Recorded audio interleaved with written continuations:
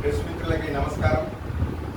అఖిల భారత రైతు సంఘం రాష్ట్ర కార్యవర్గం పిలుపులో భాగంగా అఖిల భారత రైతు సంఘం జిల్లా కార్యవర్గం సిరికొండ మండలం తాళరామణ గ్రామంలో నిర్వహించుకుంటున్నటువంటి జిల్లా కార్యవర్గానికి అఖిల భారత రైతు సంఘం రాష్ట్ర కార్యవర్గం తరఫు నుంచి అభినందనలు తెలియజేస్తా ఉన్నాను. ప్రధానంగా భారతదేశంలో మోడీ ప్రభుత్వం తీసుకొచ్చినటువంటి రైతు వ్యతిరేక 3 చట్టాలను రద్దయ్యేంత వరకు పోరాటం కొనసాగించాలని చెప్పేసి ఈ సందర్భంగా ప్రజలకు విజ్ఞప్తి చేస్తా ఉన్నాను. అంతేకాకుండా ఈరోజు దున్నేవానికి భూమి కావాలని నినాదంతో అఖిల భారత రైతు సంఘం పోరాటం చేస్తూ ఉంది. గత 50 సంవత్సరాలుగా భూమిని పోడు వ్యవసాయాన్ని చేసుకుంటున్నటువంటి వాళ్ళకి అఖిల భారత రైతు సంఘం అండగా ఉన్నది. గత ప్రభుత్వాలు కానీ నేడు కేసీఆర్ ప్రభుత్వాలు కానీ ఈనాడు కాంగ్రెస్ ప్రభుత్వం కానీ వాళ్ళకి హామీలు మాత్రమే ఇస్తున్నాయి, పట్టాలు ఇవ్వట్లేదని చెప్పేసి అఖిల భారత రైతు సంఘం విమర్శిస్తున్నారు. అందులో భాగంగానే మన రాష్ట్రంలో కాంగ్రెస్ ప్రభుత్వం 7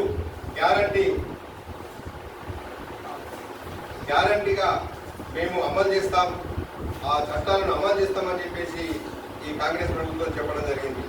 దాంట్లో రైతాంగానికి సంబంధించినటువంటి 6 అయితే ఒకటి ప్రజాస్వామ్యాన్ని కాపాడుతామనేటువంటిది, ఒక డెమోక్రటిక్ని కాపాడుతాం రాష్ట్రంలో అని చెప్పేసి చెప్తున్నటువంటి ప్రభుత్వాలు ఈరోజు ఆ ప్రభుత్వానికి, మోడీ ప్రభుత్వానికి ఒక అండగా నిలుస్తుందని చెప్పేసి కేసీఆర్ ప్రభుత్వాన్ని మనం చూడొచ్చు.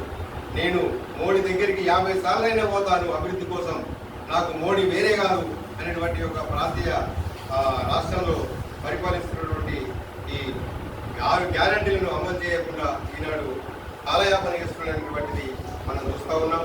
రైతులకు రైతే రాజు, రైతే దేశానికి వెన్నముక్క అని చెప్పినటువంటి ఈ కాంగ్రెస్ ప్రభుత్వం మన తెలంగాణ రాష్ట్రంలో 2 లక్షల రూపాయల అప్పు మాఫీ చేస్తారని చెప్పేసి విఫలమైన సంగతి విదితమే.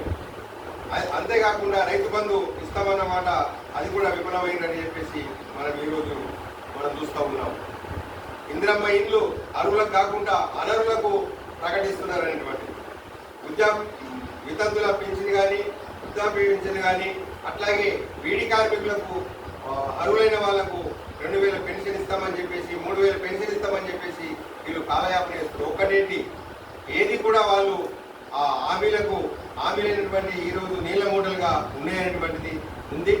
అంతేకాకుండా భారతదేశాన్ని పరిపాలిస్తున్నటువంటి మోడీ ప్రభుత్వం ఇటీవల కగారు పేరుతోటి మధ్య భారతదేశంలో 7 రాష్ట్రాలలో ఆదివాసులను అంతమొందించడానికి, ఆదివాసులకు అండగా ఉన్నటువంటి మావోయిస్టులని ఎన్కౌంటర్ల పేరుతోటి హతమారుస్తూ ఉన్నారు, హత్యలు చేస్తూ ఉన్నారు అనేటువంటిది ఉంది.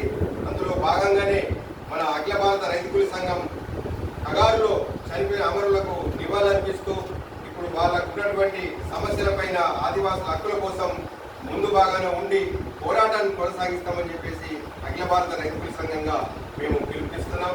ఈరోజు షెడ్యూల్, అఖిల భారత రైతు కూలీ సంఘం షెడ్యూలు, రాష్ట్ర కార్యవర్గం ఇచ్చినటువంటి షెడ్యూలు రైతు కూలీలను సభ్యత్వం చేర్పించాలనేటువంటిది కూడా ఎజెండా తీసుకొని క్యాంపెయిన్గా రైతు కూలీని సభ్యులుగా చేర్చుకోవడం కోసం ఈ కార్యవర్గాలు నిర్ణయం చేసుకొని ముందుకు కొనసాగాలని చెప్పేసి ఈ సందర్భంగా తెలియజేస్తూ ఉన్నాం.